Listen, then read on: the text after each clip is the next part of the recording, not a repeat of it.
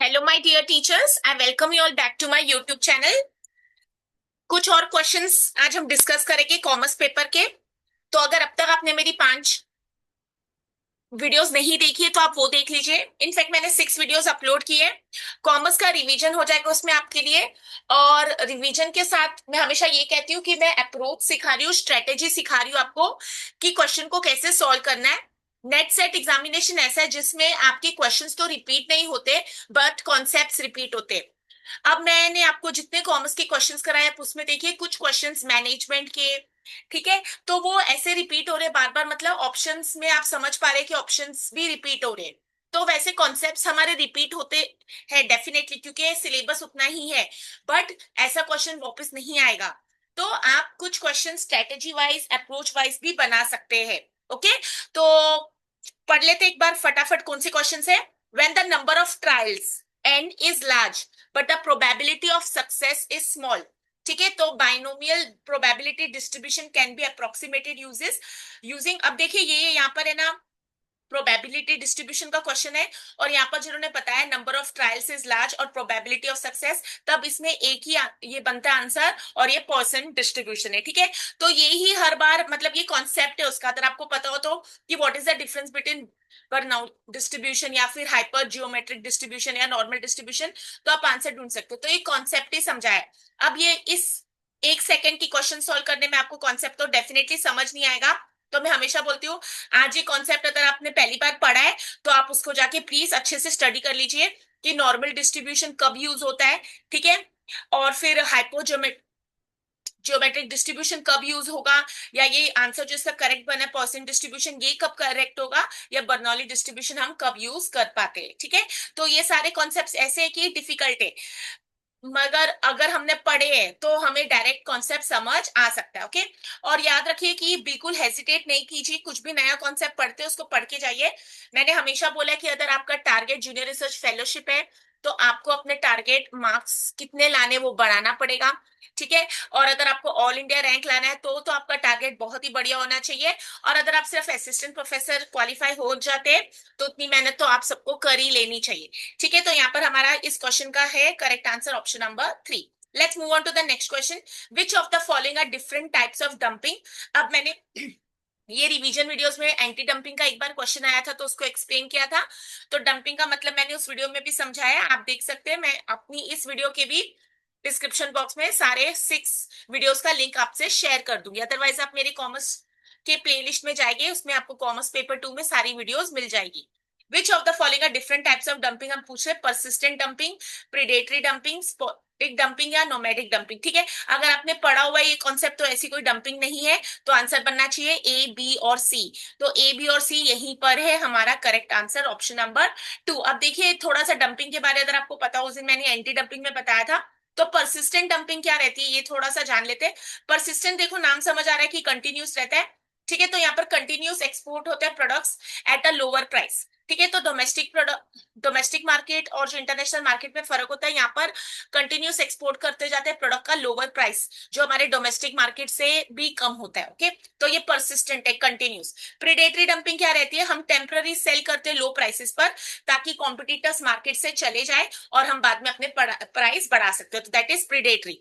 ठीक है, जैसे कम प्राइस करके पहले अट्रैक्ट करना और पूरी मार्केट खा जाना।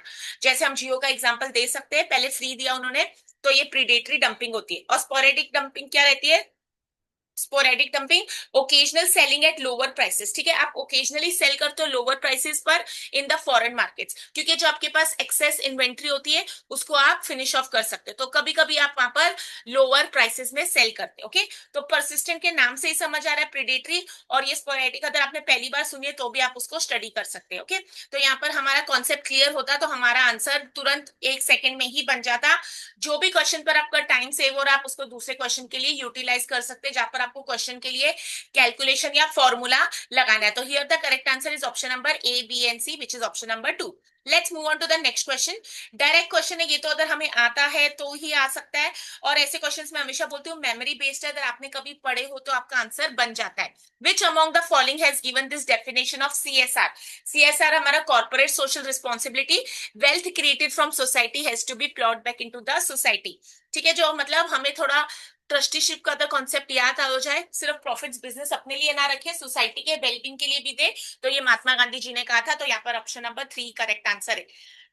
डायरेक्ट क्वेश्चन अगर आपको पता है, फ्रैक्शन ऑफ अ सेकंड भी नहीं लगेगा, तो देखिए अगर यहाँ पर भी आपका टाइम सेव हो रहा है, अगर आपको कॉन्सेप्ट याद था तो आपका टाइम भी सेव हो जाएगा और दूसरे क्वेश्चंस पर फोकस भी कर पाएंगे और पेपर भी कंप्लीट हो जाएगा। हर कॉम्पिटिटिव एग्जाम के लिए time management is very important.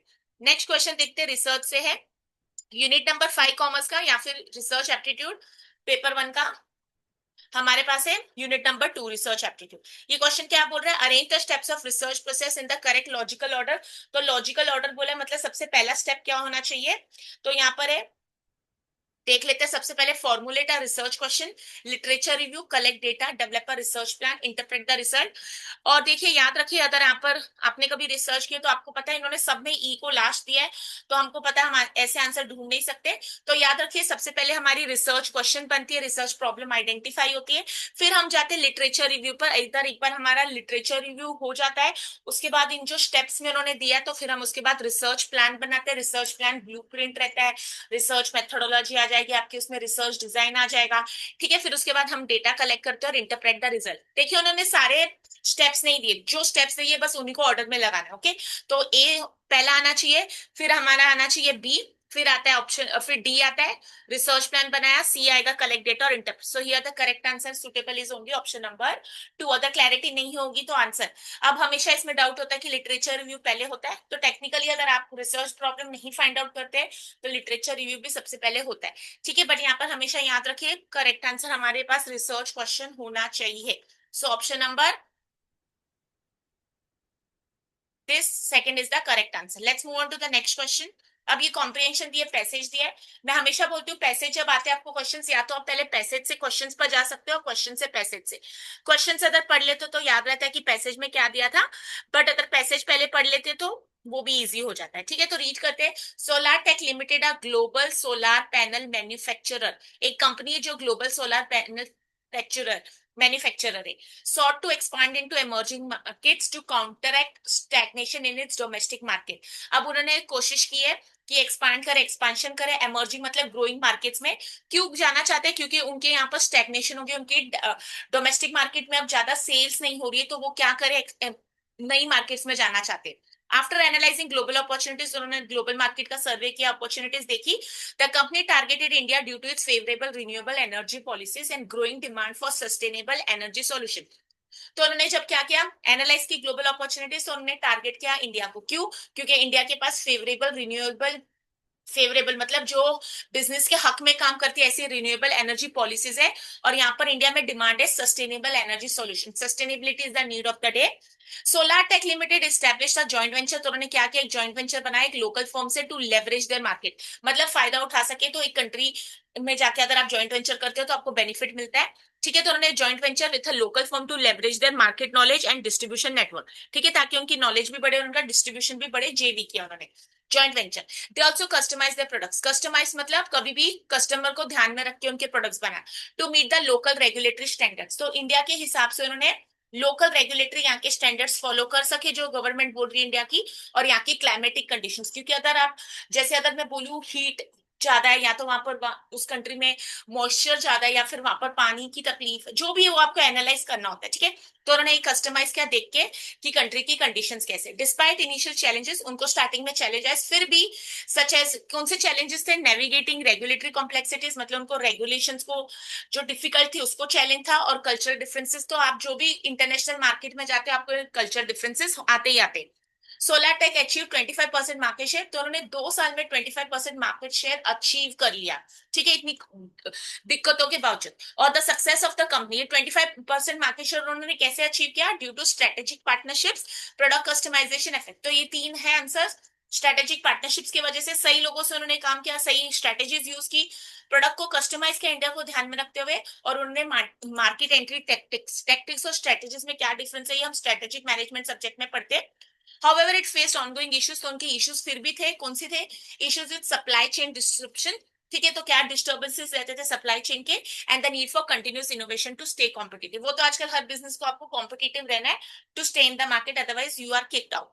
ठीक है, तो इतने हमारा पैसेज था। क्वेश्चन क्या आ रहा है पढ़ते। What was the primary reason for Solar Tech to expand its business to India market? Solar Tech क्यों आया था इंडिया में? अगर आप पहली लाइन देख लोगे तो आपका आंसर बन जाएगा। उन्होंने बोला है after the company targeted India due to its favourable.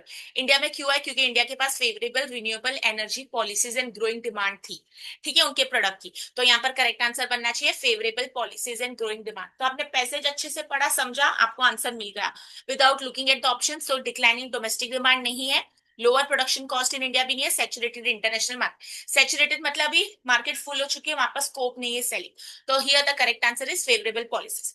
अब नेक्स्ट क्वेश्चन है, despite the success what ongoing issue did Solar Tech did encounter. तो ये लास्ट पैराग्राफ में लिखा था कि उनको इतने सारे डिस्पाइट सक्सेस, बट ये उनका सप्लाई चेन डिसरप्शन का प्रॉब्लम चल रहा था, ठीक है। तो यहाँ पर करेक्ट आंसर बनेगा सप्लाई चेन डिस्ट्रप्शन, ठीक है। डिफिकल्टीज इन सिक्योरिंग फाइनेंस कहीं पर भी बात नहीं हो रही है, डिक्रीजिंग कस्टमर बेस कहीं पर भी बात नहीं हुई है, increase competition from local brands भी नहीं है। तो correct answer option number 3। Passage को अच्छा पढ़ना और अच्छे स्पीड से पढ़ना और उसको क्वेश्चन सॉल्व करना बहुत इंपॉर्टेंट है। What was the key factor in SolarTech ability to achieve a 25% market share in India?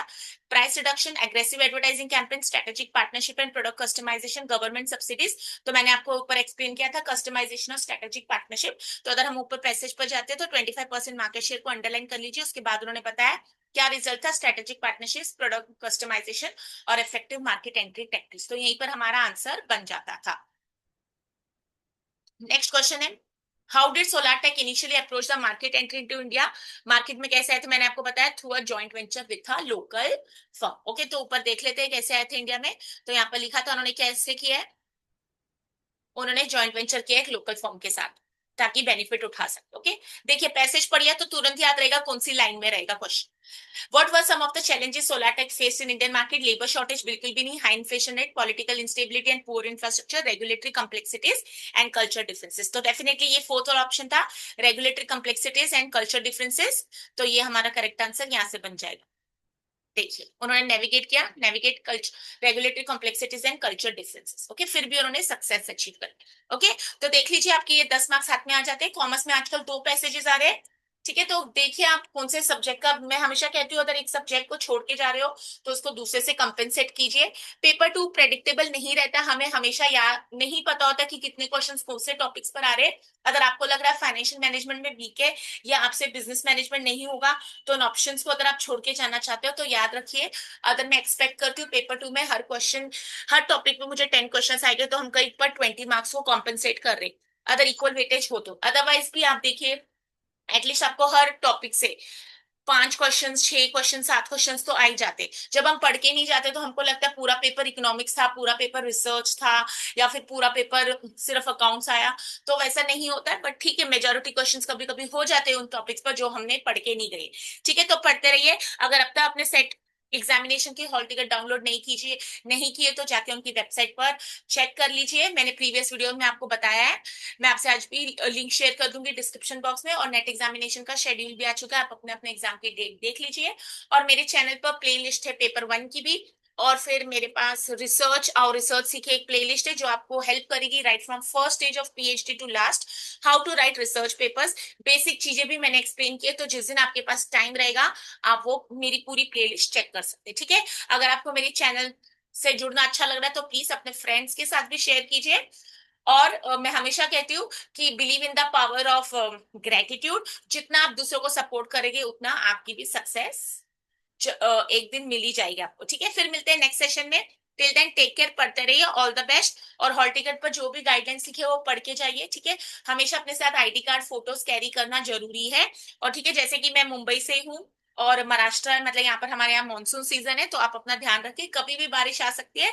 तो वो सारी चीजों का भी प्लान करके जाइए कि ऐसा ना हो कि बारिश उस दिन आ गई तो हमारा एग्जामिनेशन हम मिस हो गए। ओके, तो ensure that you are going with full preparation and may you all qualify. See you in the next session. Till then, take care. All the best.